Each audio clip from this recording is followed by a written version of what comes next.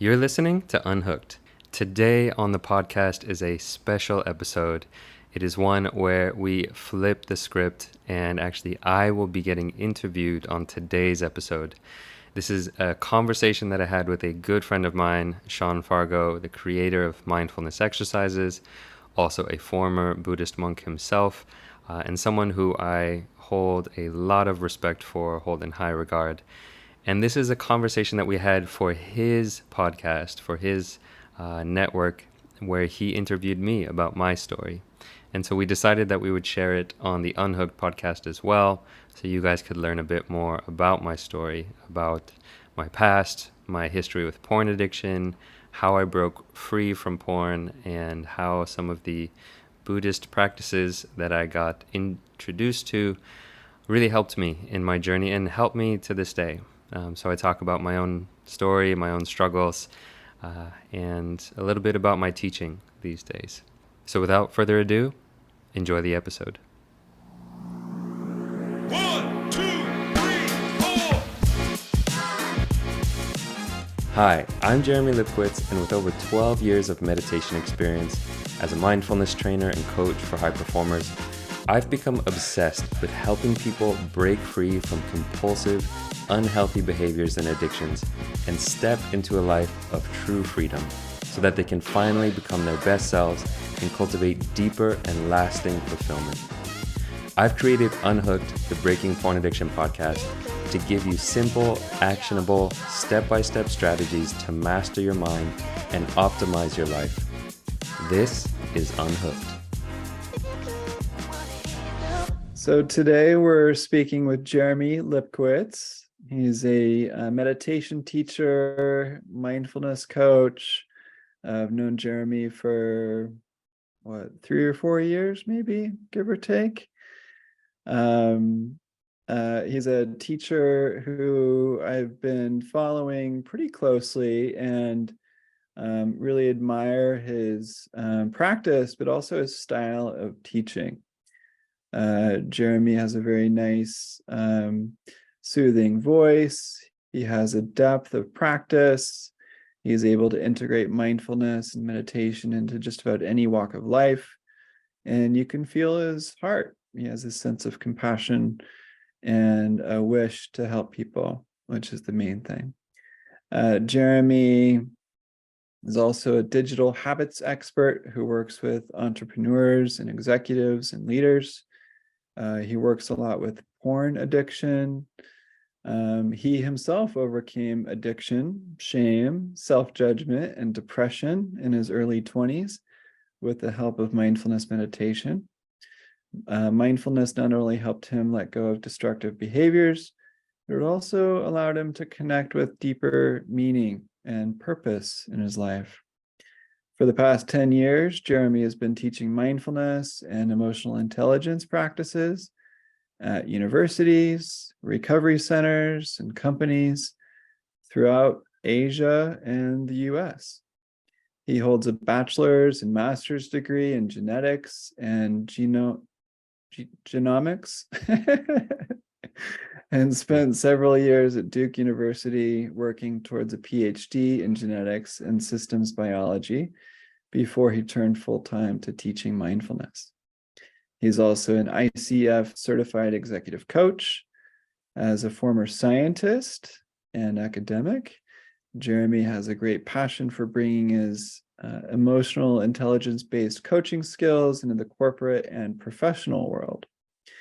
He realizes how powerful and transformative these practices can be for both skeptics and also senior level managers.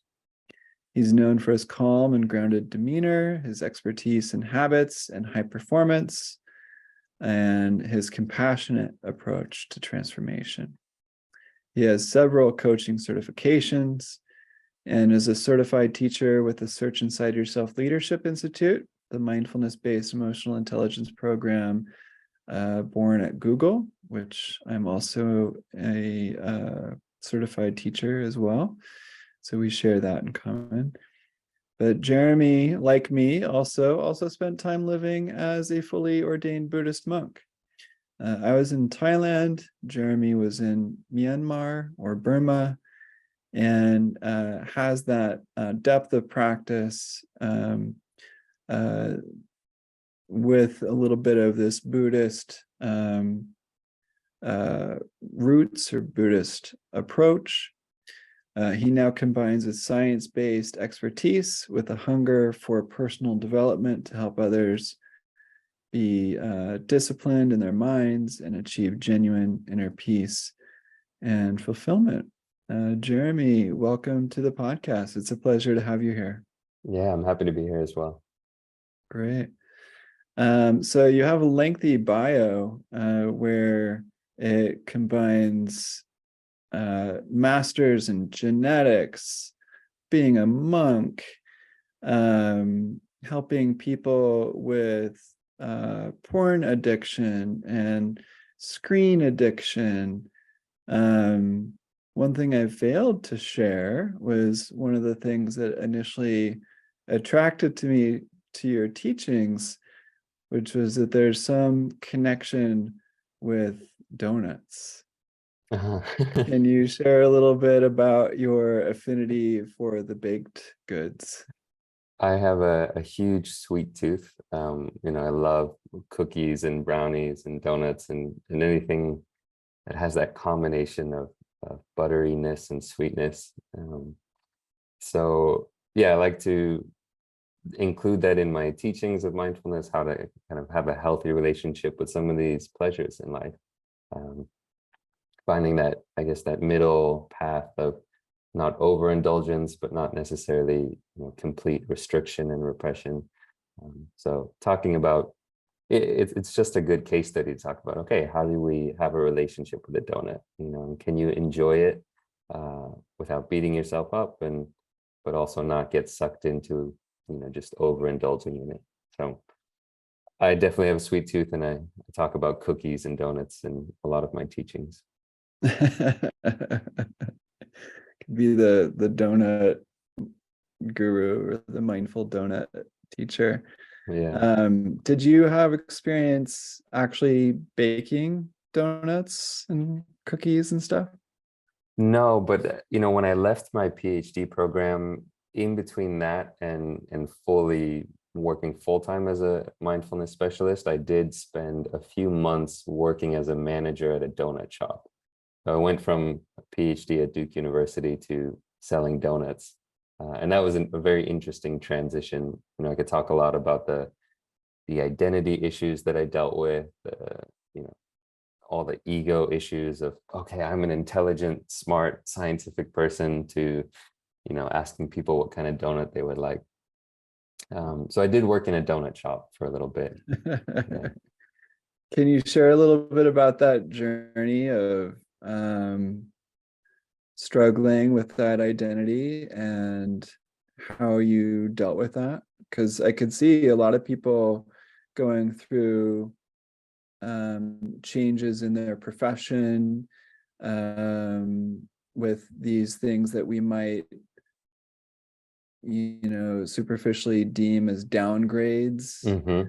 in our life or our identity. Maybe we lose a home, maybe we lose a partner, now we're divorced, maybe there's all sorts of these transitions that on the outside might seem quote unquote bad, but so there's these self-judgments at play. And so can you talk about how you handled that transition from PhD student to donut seller? Yeah.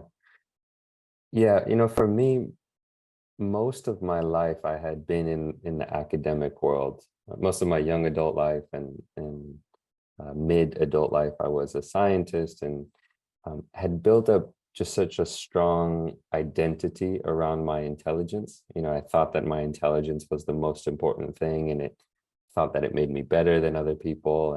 And it's one of the reasons why I started to realize that I needed to get out of the academic system, is that it was so wrapped up in, you're just as good as how many papers you've published, or, you need to be seen as the most intelligent person in the room. And what I saw is so many of my peers and the people that I was supposed to be looking up to had all of these insecurities around how successful they were, how smart they were. And it wasn't something that was looking up to. You know, it wasn't something that I looked at them and said, that's the life I want. Because I realized that even though they might seem successful from the outside, you know, from society standards, they were tenured professors or, you know, successful by society standards, they weren't living a happy life. You know, they weren't filled with well-being and happiness and inner peace. And that's something that I recognized in myself, that as successful as I was with all of my external endeavors, whether it was academics or sports or, you know, anything external, I wasn't actually feeling happy inside. And so that was one of the big drivers of me deciding to leave, was realizing, hey, you know, it's not actually leading me in a direction I want. It's not leading me to greater happiness or greater inner peace. So it was it actually wasn't a hard decision to leave. It was quite easy because I just realized I didn't want to be a scientist. I didn't want to be in the academic world, and I wanted to teach people about mindfulness and meditation and well-being. And at that point, I had already been teaching other graduate students and undergrads for a few years. So leaving the sciences wasn't hard, but the identity, the ego did crop up a number of times where I had to kind of reinvent and say, okay, if I'm not identifying with being a smart, intelligent person at a prestigious university, how am I going to identify? You know, what is it that I'm putting my value as a human being on? And, you know, what I realized is it was more around my values and how I was showing up and the things that I cared about, you know, compassion, patience, being a good listener, smiling at people, you know, giving that kind of warmth of spirit to others, being of service. So there were so many things that I could focus on that were more important. And that really helped me. But it was a struggle because I was so identified with this, yes, I'm an intelligent, smart person. Yeah. Yeah, it reminds me a lot of my journey right before I became a monk, is realizing that the externals were kind of what I was hoping for, but the internals were missing. Mhm. And I wasn't happy. And the people kind of even ahead of me on the sort of business game uh, weren't happy. And it's like started questioning what I wanted and why and what was my purpose. Mm. So when you went through this transformation of sort of dropping that identity as this, you know, smart PhD person, and reorienting to the inner life, how then did you make the transition into the monastery where you became a monk? And how did you decide to do that? Yeah. You know, it's interesting. My monastic experience is quite different from, I mean, I'm sure everyone's monastic experience is unique in its own way. For me, my monastic experience came many years later, you know, so I had started even before I left the academic world, left the sciences, left my PhD, I had been starting to do these silent meditation retreats. So vipassana retreats or insight meditation retreats. And those had such a profound impact on my life. You know, I started my first one in India when I was around 25. And once I did one of them, I realized how impactful it was and how important it was. I went on them regularly. So it was maybe once every 6 or 7 months, I would go on a 10-day retreat. And I did that for many, many years. And then a few years into that, you know, maybe 8 years later or so, I decided to go on a month-long meditation retreat in Burma. And at this month-long silent retreat, you had the possibility to do a temporary ordination. And so for me, it wasn't like I was deciding, oh, okay, I really want to be a monk for the rest of my life. It was more knowing how important this practice of insight meditation and Buddhist philosophy and all of it was more something that I wanted to experience for a while, but I knew it wasn't going to be for the rest of my life, and it wasn't. Yeah, I knew I didn't want to be a monk forever. So for me, it was actually more of an experience to have for a while, and in some ways to intensify the experience of the month-long retreat as well, because you take on a few extra rules that that apply to you. So that decision wasn't a momentous decision. This was much later in my path as a practitioner. Yeah. Yeah.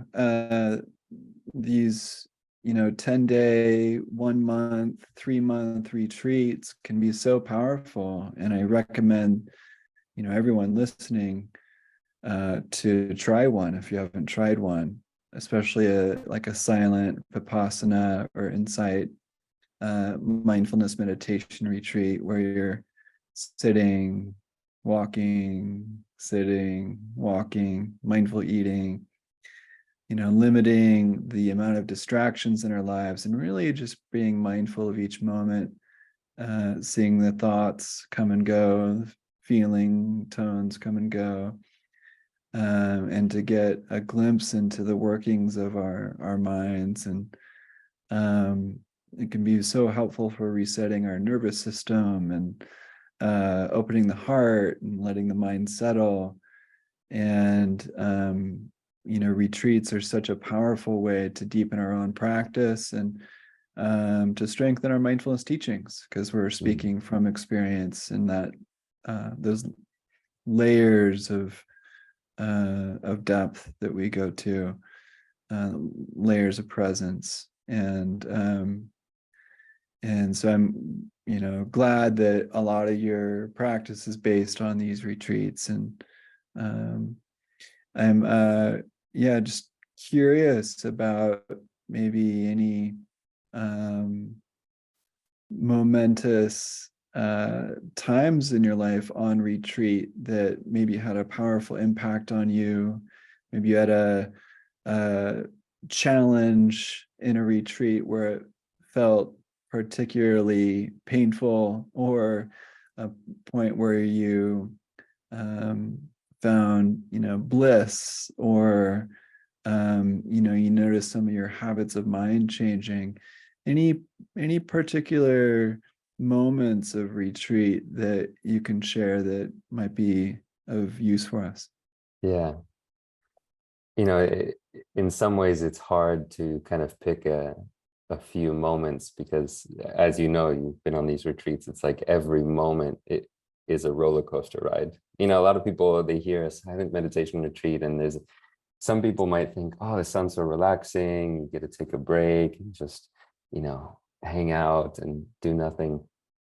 And in some ways these retreats are the most challenging things I've ever experienced. You have no distraction from the craziness that's going on in your mind, all the emotions, all the drama. There's no escape from it, and you really have to be there and just sit with it and experience it. And so over the years, at this point, I've done 17 or 18 Vipassana retreats, and each one of them has had hundreds of different insightful moments and challenges.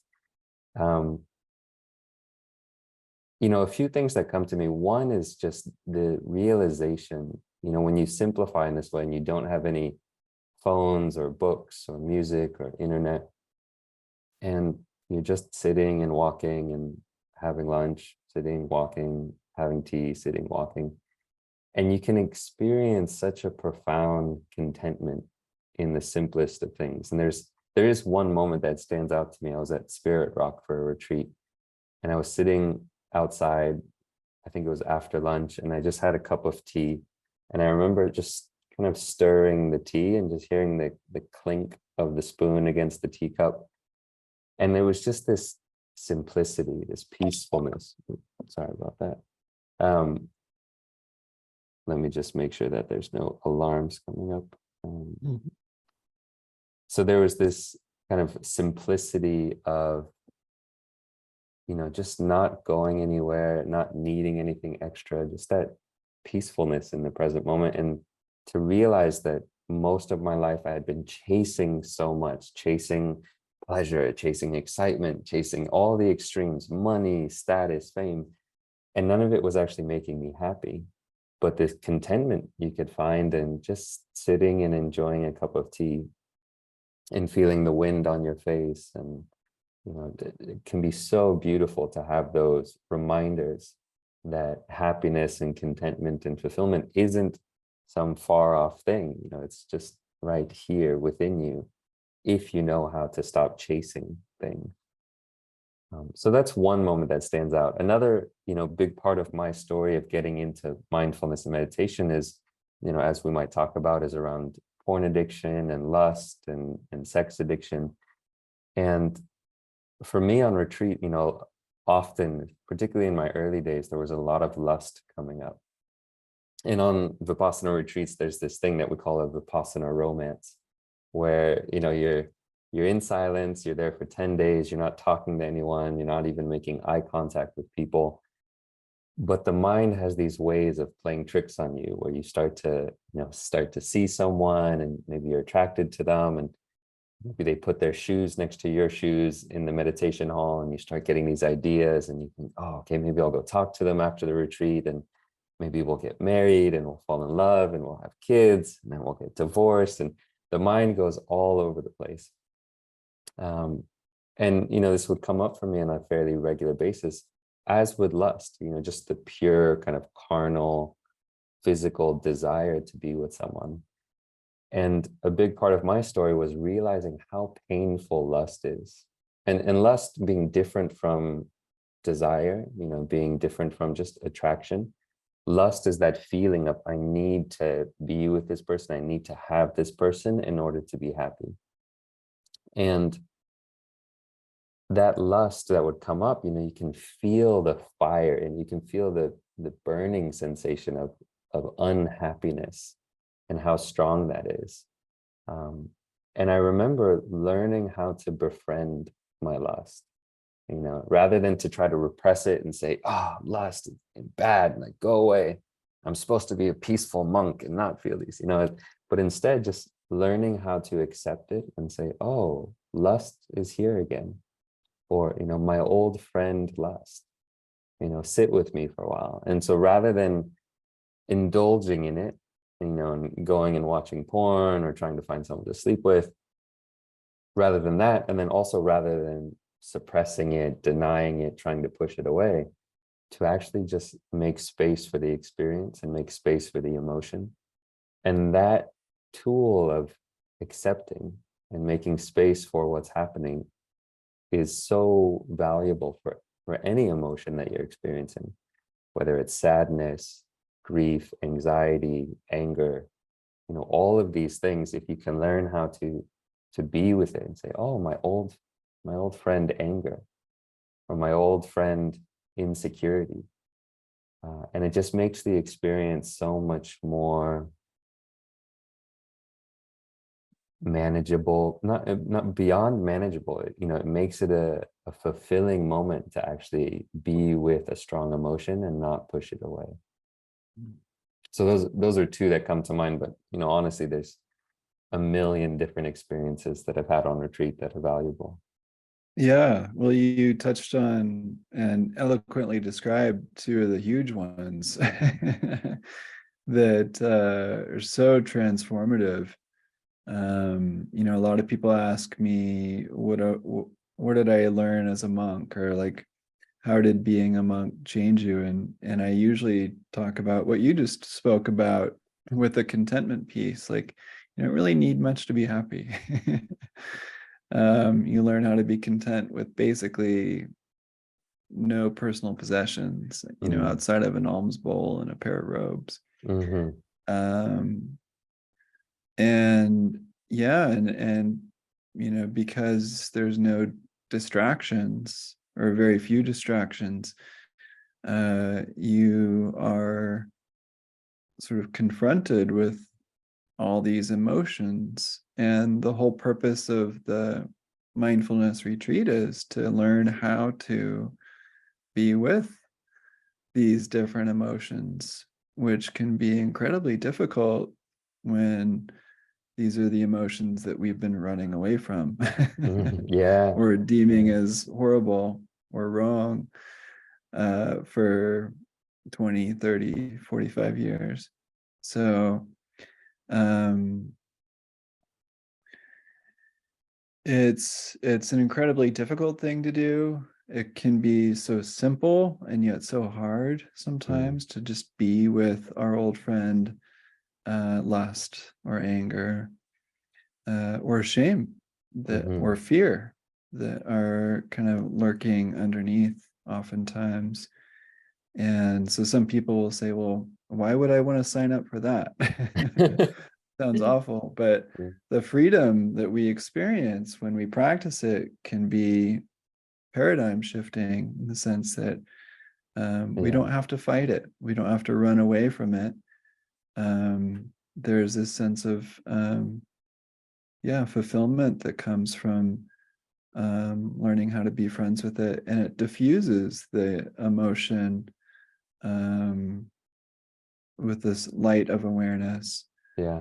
There's one where we thing feel, you just, sorry for interrupting, but yeah, the word you said, freedom, and for me, I think that's one of the most important things that retreats do for me. There's this concept in Buddhism and mindfulness that they often say on retreat of unconditional freedom.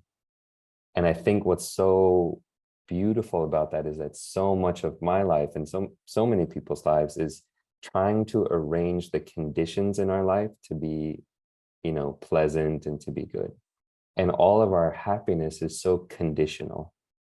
As long as I have this much money and this kind of partner and people are treating me this way, like the happiness is conditional and conditioned on things being the way we want them to be.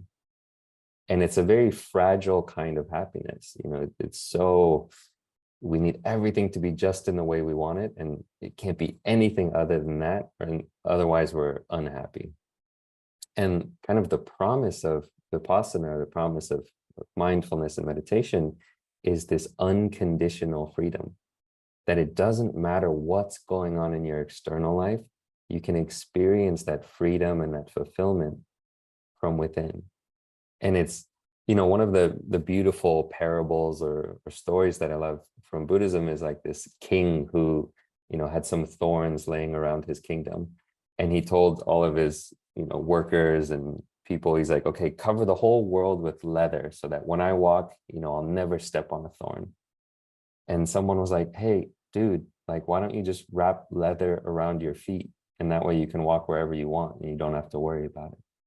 And to me, that's what mindfulness and meditation does. It's like wrapping leather around your feet. It doesn't matter if you're in a stressful environment, if you're experiencing lust, if you lose things, it's like you have that freedom from within. You have the strength and the resources that you can go into any situation, you can experience anything and still maintain your inner peace, your inner calm, your balance. There's, in Buddhism, we talk about the 8 worldly winds, which are like these 8 things that come and go. So pleasure and pain, gain and loss, fame and disrepute. And it's like, we can't help those, those things will come. We have pleasure and we have pain.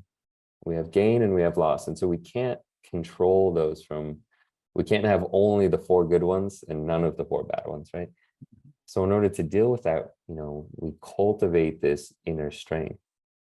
So that unconditional freedom is a big part of what retreats can do for you.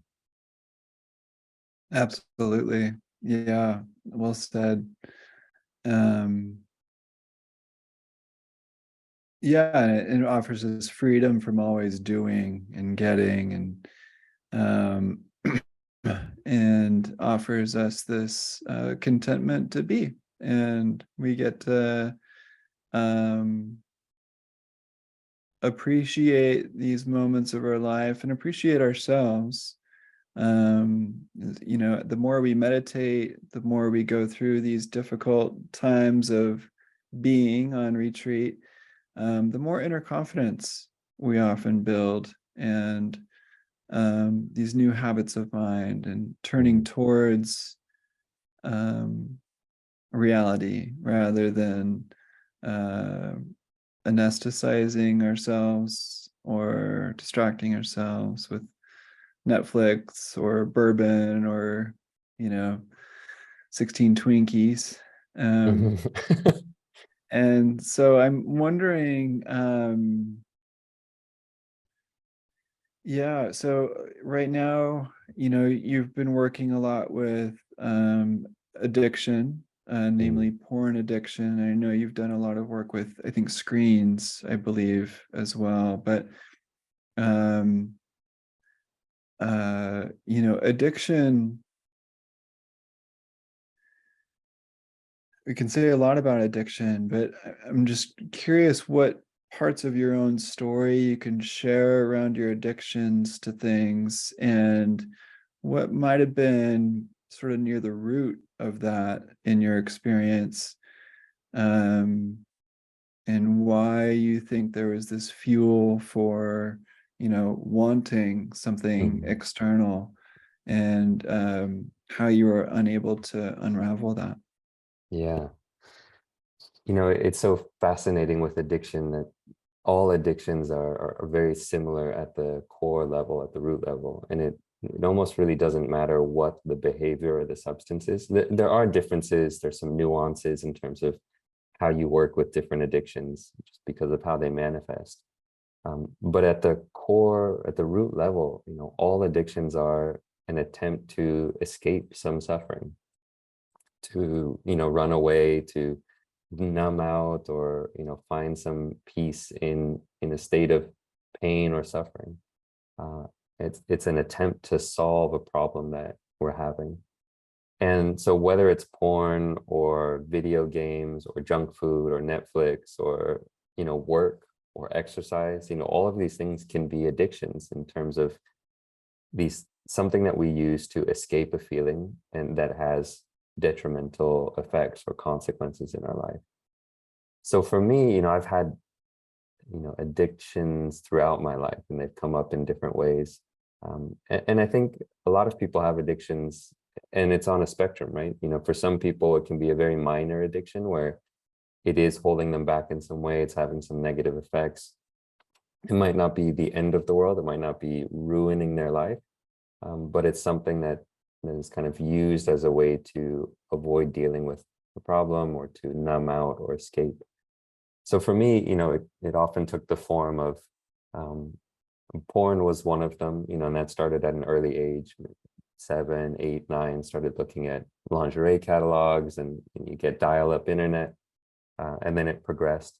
But it also took the form of junk food. I remember when I was in middle school and I had to walk home from school, and I remember that, on the walk home from school, I would actually stop at like 3 different convenience stores because I would buy candy and junk food at each one, but I was so ashamed of how much candy I wanted that I would buy like a couple candy bars at one, and then I would walk a few blocks, down and get a few more candy bars at another one.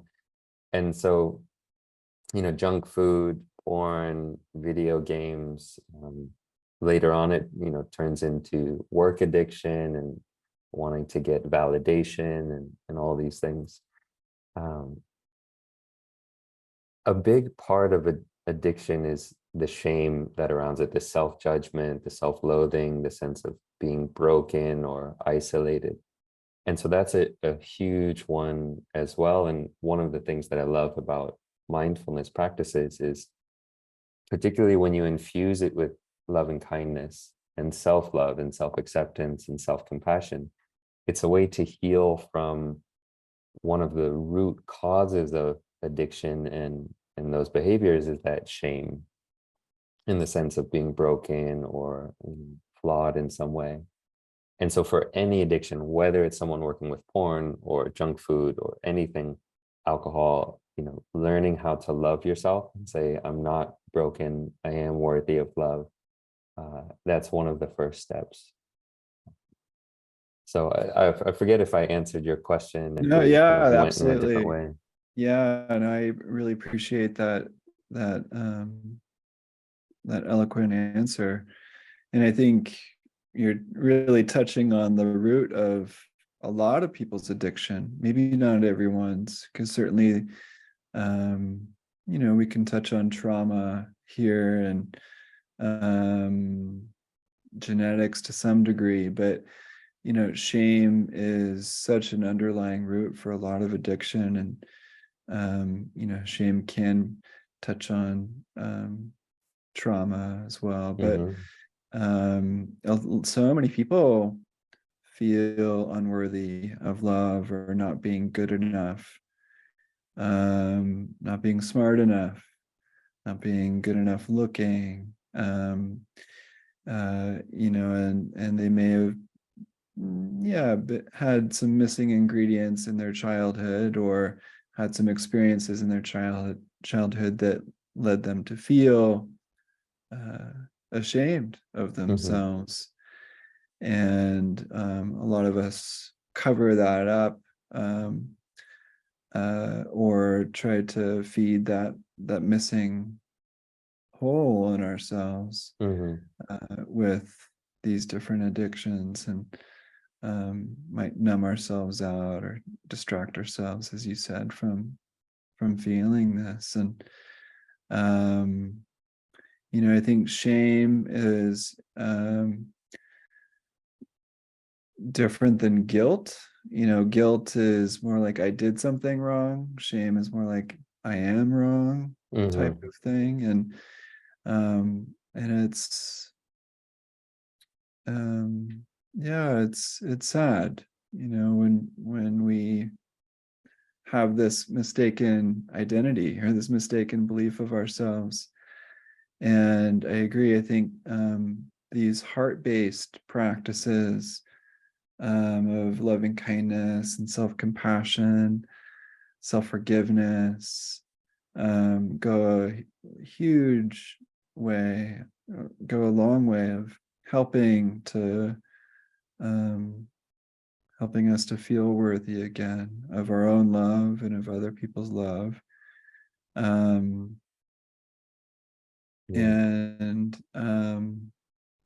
Would you be able to touch a little bit on some of these heart-based practices that you found to be helpful for you and in your work for others?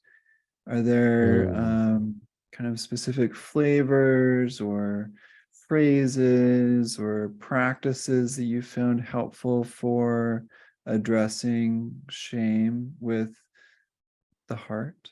Yeah. One of the things about addiction that I like to just think about is, addiction is, as you mentioned, around trauma, and a lot of addiction comes from trauma. And there's a misconception that, it has to be a big trauma, trauma with a capital T, like something big happened in your life. But for many people, it's not some big event. It's, micro trauma, just like the small experiences of not getting your needs met when you were younger. Maybe you didn't get the support you needed. Maybe your parents were absent. Maybe you got bullied. And it's all these small events that can add up and make you feel like you're not safe and like you don't have what you need. And so that's, what causes many of us to reach out for these soothing, self-medicating experiences that give us the dopamine, give us the feeling of safety and the feeling of control. And so when an addictive behavior crops up, what I like to kind of recognize is, oh, this is, a young part of me that is looking for safety. This is a part of me that is looking for security. And so to include kind of that visualization of a young child that's in pain, a young child that's suffering or alone or isolated. And in the same way that, if you saw a young, helpless child on the street that was just like the cutest thing ever and was alone and homeless, and your heart would just reach out for that child and say, oh, you poor thing, like, let me protect you, let me care for you. And so one of the tools is like, can we learn to love ourselves in the same way? Can we learn to see ourselves as that hurt child that needs love and support? And so that's one of the ways you can kind of infuse a loving kindness practice for yourself, is as you're doing a metta meditation or a loving kindness meditation, and you're saying phrases like, may you be happy and peaceful, may you be safe, may you live with ease and well-being, whatever phrases you want to use. And we can talk about some phrases later, but to almost visualize sending it to your younger self, and say, hey, I'm here for you, I care for you. And this is where a bit more of the compassion comes in, is I care about your pain and your suffering, and may you be free from this pain and suffering. Or just, hey, I'm here for you, I care for you. And so that I found really helpful. A lot of the clients I work with find helpful as well, is seeing that inner child within you that needs love and support. And it's not always easy to connect with. There can be a number of reasons, especially as we talk about trauma, there can be a number of reasons why that's hard to connect with. So sometimes it's helpful to visualize someone that cares about you. We might call it a benefactor, but it might just be a relative that you really appreciate, a teacher that you've had that cares for you, someone that you instantly feel that sense of warmth and love, and to use that person as a visualization, and to imagine them sending that love to you. So there's a number of ways to tap into love and kindness. One of my teachers, Michelle McDonald, I remember being on retreat with her once, and we're doing a loving kindness practice, and she said, sometimes you have to interview different people for your visualization. Like, you think, oh, okay, I've got the best person in mind to visualize for loving kindness, and then you do it, and it feels like dry. It doesn't feel like it's infused with that loving kindness.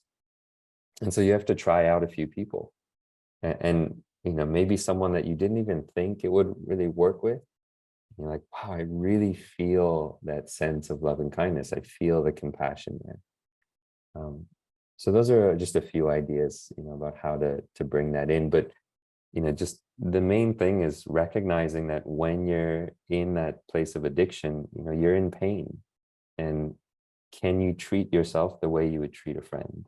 Or can you treat yourself the way you would treat a young, helpless child? Beautiful. Yeah, what a wonderful practice. And I can just feel my heart tenderizing as you're talking about this. Yeah, last year I went on a retreat, and the retreat teacher asked me to bring a picture of my childhood self printed out. Mm, And I didn't know why, but I brought it, and we went through a similar exercise. And it was helpful to have a printout of what I looked like when I was a kid, rather than me trying to imagine myself when I was 3, mm, but to have like a visual, and I could connect with it and then internalize it. And it kind of helped that feeling grow a little bit more. And different things will work for different people, but um, yeah, what a powerful way to help heal our childhood in some way by reconnecting with them. yeah. And a lot of the times when people connect with shame, and when they cultivate this open heart, um, and this sense of care for ourselves in the midst of this shame, in the midst of this addiction, and in the midst of this unworthiness, or this feeling of unworthiness, a lot of the time there's this sense of grief that comes up. And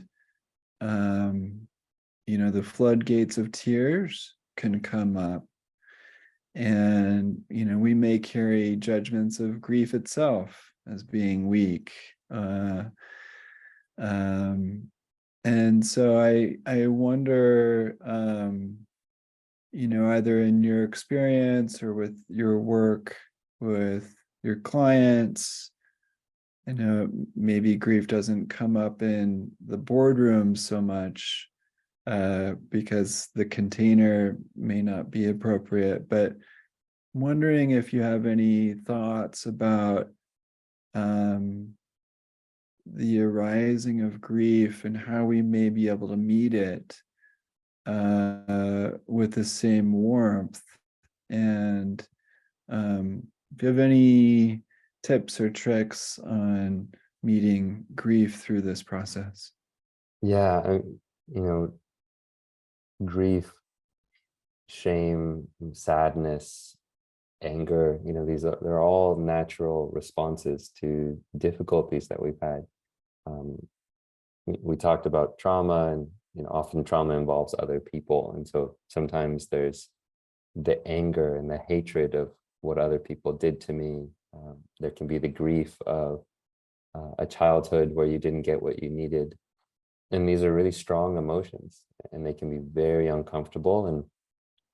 And particularly in the context of meditation, it's like we don't want to sit with it. We want to run away. We want to stand up and end the meditation, go look at Netflix or Instagram and kind of avoid, right? And again, as we talked about with the purpose of these silent retreats, it's like learning how to sit with those experiences, whether it's grief or anger or shame or sadness, and make space for it and kind of hold it. And for me, when I do it, I always visualize almost turning towards the emotion and hugging it, like putting my arm around it or hugging it and saying, just to the emotion itself, like, hey, you're safe here, and I'm here for you. That whole my old friend, or almost as if the emotion itself was a young child that was in pain, and just saying, hey, oh, grief is here. Can I sit with this? Or, I'm here for you. And so seeing that as, in some ways, the purpose of training, that is what we're doing. A lot of people, it's so interesting, we talk about mindfulness, and a lot of people think, okay, the purpose is to follow every breath and to be really concentrated. And I'm like, that's not the point at all. The point is learning how to have a better relationship with what's coming up for you. And if grief is coming up, don't worry about the breath. Let the breath go away and learn how to be in relationship to grief, and learning how to make peace with your grief and comfort your grief, and not suppress it, not, push it away. So much of the suffering we experience is from either pushing things away that we don't want, or grasping onto the states of mind that we do want. Like, oh, finally, concentration. Let me hold on to this forever. I need to be concentrated. And that just causes us to get wound up and tight. And in the same way, grief comes up and we're like, oh no, grief. I don't want grief. Let it, push it away. But instead, it's like anything that arises, whether it's pleasant or unpleasant, can we learn how to sit with it? And this is in meditation practice. Sometimes we talk about this practice called Vedanas, or like the feeling tones of any experience. And one interesting way to practice meditation is just to notice what's the feeling tone of any experience that's coming up. And any experience, whether it's a mental experience, a visual experience, physical, has a feeling tone, meaning it's either pleasant or unpleasant or neutral. And the tendency of the mind when we're not paying attention is, if something pleasant comes up, we want to, grab onto it and hold onto it. And if something unpleasant comes up, we want to push it away. So grief comes up, it's unpleasant. And if we're not mindful, we think, oh, get out of here. Let me get back to my pleasant meditation. But a really cool way to practice is just to say, oh, this is unpleasant, and I can sit with it. I don't need to push it away. And so there's kind of two things that I'm offering here. One is the compassion of recognizing it's a difficult experience and saying, oh, okay, can I sit with this? And I care for you, and bringing that compassion into it. And the other is kind of the equanimity that we talk about, of when something's difficult, that's coming up, can you just say, oh, this is unpleasant, but I don't need to push it away. Or, oh, this is pleasant, but I don't need to grasp onto it and try to hold it there. So both of those, approaches, compassion and caring for it, and the equanimity, the wisdom of, I don't need to do anything with this, can be really valuable. Sure. Yeah.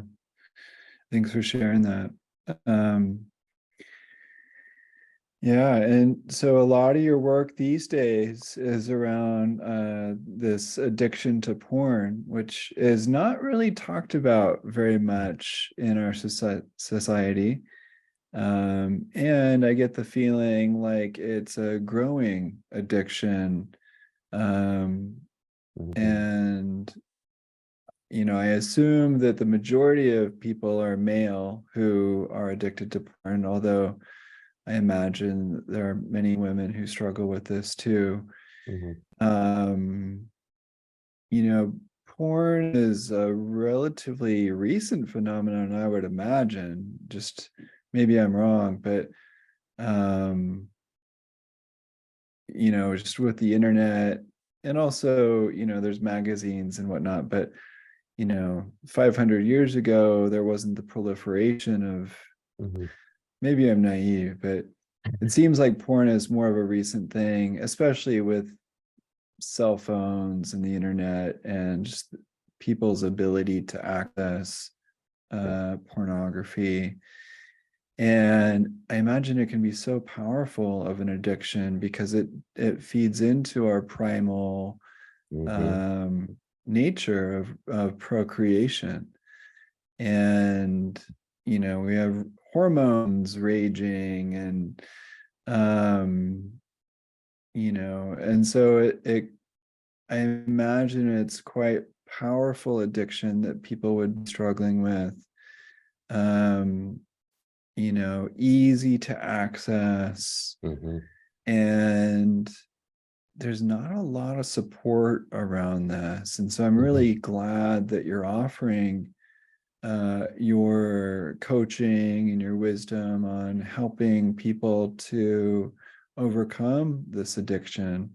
Mhm. Um, I imagine some people might not feel like what they're going through is an addiction. I think some Mhm. people feel that way, but a lot of people who are technically addicted may not feel like it's an addiction, Mhm. um, because they're not getting drunk, Mhm. and it might not impact their work life or professional life to a large degree, usually, I would imagine. So it's kind of an interesting addiction to have. Yeah. And so I'm curious, in the moments that we have left together, if you could talk a little bit about um, some of the peculiar or unique aspects of this type of addiction of pornography, and Yeah. any interesting insights that might differ from another type of addiction, or is it just just like any other Yeah. addiction? Can you help paint the Yeah, picture there's on? there's tons of things so there's so many things that this just brought up for me. So a few things you said, some people might not know they have an addiction, right? And part of the reason is there's a couple reasons. One is that for many people it starts at such a young age and they've been using it, almost every day since before they can really remember. 7 or 8 years old, they might have started and you're using it every day. And so it's almost like that parable, you ask a fish, how's the water? And they say, what water? And you ask a grown man, how's what are the consequences of porn on your life? And you're like, what consequences? Because it's just part of their life. Also, the effects of it can be very subtle and they're not immediate. With alcohol, with hardcore drugs, you might experience those consequences right away, or an hour later, or the next morning. With porn, it's changing you on a neurological level, and so we're seeing the negative effects or the consequences maybe 3 months down the road, maybe a year down the road, and they're subtle but cumulative. So how they influence our intimacy, our sexual relationships, our partnerships, our ability to focus, there's so many ways that it affects us on a more subtle but gradual level. So that's just a little bit about that. You also mentioned, you know, is porn new? And it is both new and not new. And it's not new in the sense that, pornographic imagery has been around for hundreds, thousands of years. That's not new. Sex work has been around for thousands of years as well. So some of these things are not new, but what is new is modern day high-speed internet pornography that is different from things we've seen in the past. And in particular, what's different about it is the accessibility of it, the availability, the affordability, and the novelty of it, and the anonymity as well. But what makes modern day pornography so, I don't want to say dangerous, but just so potentially addictive, is that there's an infinite variety, a relatively infinite variety of things that you can access. And so we actually see people who are watching 8 or 9 hours of porn per day because you can just keep finding new stuff to trigger your dopamine. It's interesting with food addiction, you can only eat so much food before you get physically sick and your stomach just gets full. You can't just keep sitting there and eating more sugar. But with porn, you actually can just keep finding new content, new material, and you can sit there hitting your dopamine button for hours and hours on end because you're looking at new content. There's infinite novelty to sit there and trigger your dopamine system. And it's also what leads people into more and more extreme content, is they get habituated with, normal sex and normal porn, and then they need more and more extreme things to get the same level of excitement, the same level of dopamine.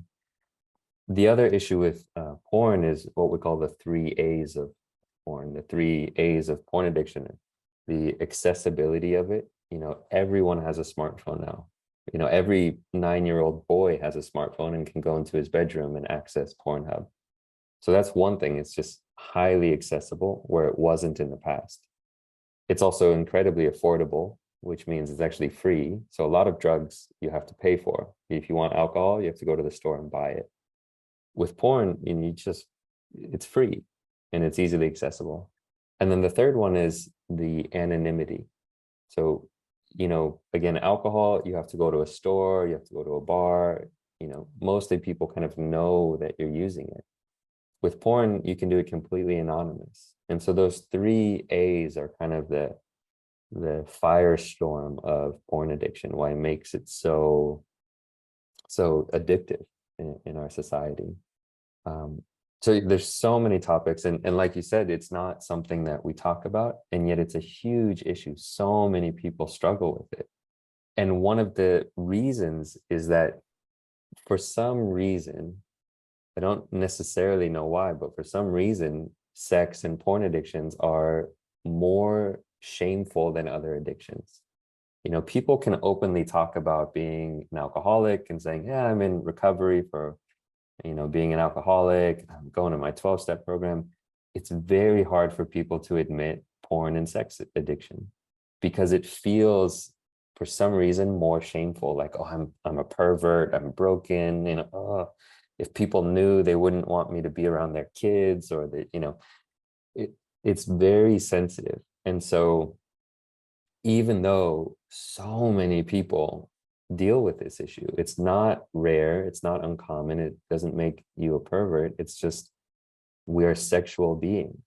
And this is one of the things I really try to stress in the work that I do, is that sexuality is a beautiful part of being a human. And we don't want to suppress or deny our sexuality or shame our sexuality. And part of recovering from porn addiction is really embracing your sexuality and saying, no, my sexuality is not broken. My sexuality doesn't make me a bad person. I need to learn how to have a healthy relationship to this, and actually embrace my sexuality. If I'm attracted to someone, that's a beautiful thing. It doesn't mean that I should then go, grope them or indulge in unhealthy behaviors, but it's like the sexuality itself is beautiful. And so the other thing that, just to talk about is, as you mentioned, men don't have a lot of emotional support. Like for women, there's a lot of, women's circles and women's groups, and going to therapy is more normalized. But because of the society we live in, the toxic masculinity, all the stuff, men don't have those emotional support groups in the same way. So for many men, there's no one to talk to about this. And on top of that, it's kind of exacerbated by the fact that it's a shameful and sensitive issue that even if men do have a place to talk about it, it's very hard to open up about it. To say, yeah, I'm really struggling with porn addiction, or I'm watching stuff that doesn't feel ethical. It's like there aren't these safe spaces for men to talk about. And it does affect men and women. It does affect men more because, our physiology, we're hardwired a little bit differently. And there's some nuance there as well. I'm not anti-porn. I think there's a lot of nuance to it. I think some people can have a healthy relationship to it. And it's never about the substance. Like, I'm not anti-alcohol. I'm not anti, drugs. It's like, what's your relationship to this thing? And that's what I try to help people see. It's like, you don't have to be anti-sex or anti-porn. It's anti-addiction. Yeah. Yeah. Thank you for sharing a lot of that nuance. And like you said, with the firestorm of say conditions that are leading to this proliferation of porn addiction, it's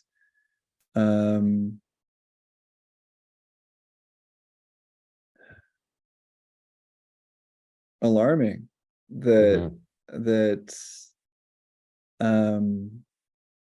so many people, so many men are so susceptible to this, given the conditions of affordability and accessibility, and what was the third A that you mentioned? Anonymity. Anonymous. Anonymity. Yeah. And yeah, and there's the lack of support definitely out there, and the shame, as you mentioned, around it. How can people get a hold of you, and what do you offer around supporting people with porn addiction? Yeah. So people, can find me. I have a podcast that I host myself talking about this issue. I also have an online course specifically geared towards helping people understand how to break free from digital addictions. So it goes through some of the habit science, understanding addiction, building a stronger mental foundation. And, a big part of recovery, just a little side note, is building a more fulfilling life. That we know that a lot of addiction comes when we're not getting our needs met in terms of our relationships, our physical health, mental well-being. And there's some very interesting studies, that point to that. And so in order to actually recover, you can't just stop the behavior and just try to white knuckle it. You actually have to build the inner tools and the inner fulfillment, so that you don't need addiction. You don't need to escape. It's like building a life that you don't need to escape from. So anyways, I talk about this in my online course, so people can find that. Just go to my website, which, we'll link, I imagine. And then also I work with people one-on-one. So, probably the best way to get support is that direct accountability, having somebody in your corner to hold you accountable, but also to champion you and remind you of what's possible and give you that support when you need it. So I do one-on-one coaching work as well around this issue. Great. And what's the name of your podcast? It's called Unhooked. So if you look Unhooked and then my name, or even if you just search Unhooked on any of the podcast platforms, you'll find it. Beautiful.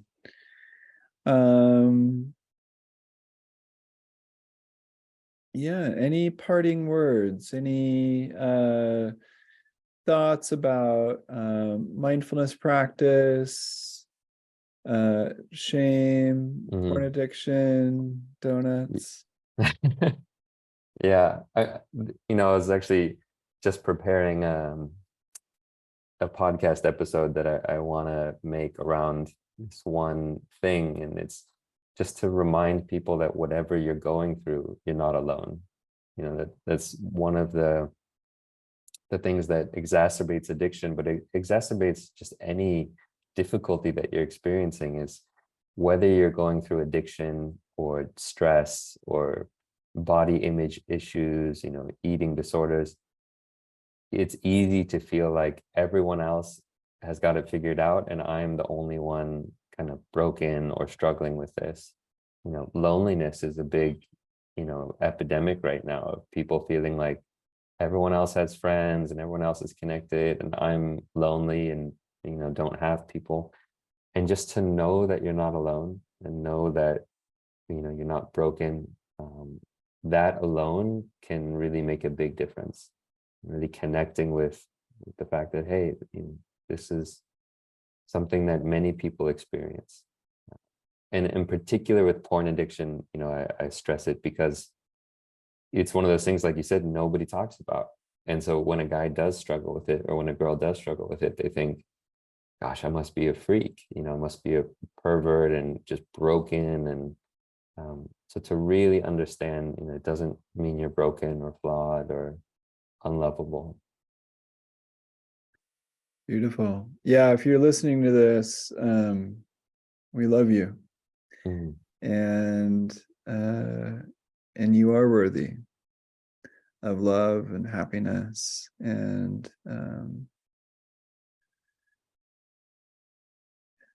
yeah, and there is a way through it with the light of, caring, gentle awareness and mindfulness. And you can get unhooked from this with the help of Jeremy Lipkowitz, our esteemed friend of mindfulness exercises.